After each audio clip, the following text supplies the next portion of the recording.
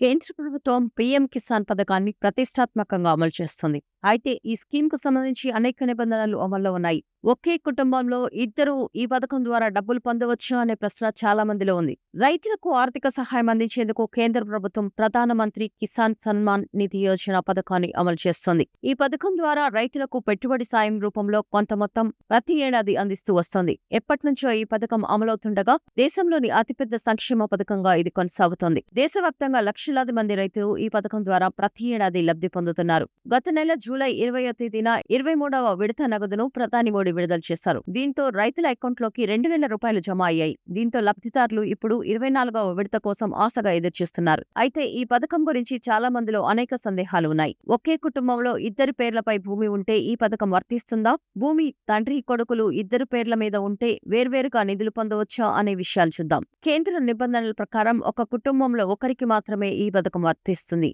ఇద్దరి పేర్లపై విడివిడిగా భూమి ఉంటే ఒక్కరికి మాత్రమే సహాయం అందుతుంది. కుమారుడికి 18 ఏళ్లు దాటి అతడి పేరుపై భూమి ఉంటే అతను విడిగా దరఖాస్తు చేసుకోవచ్చు.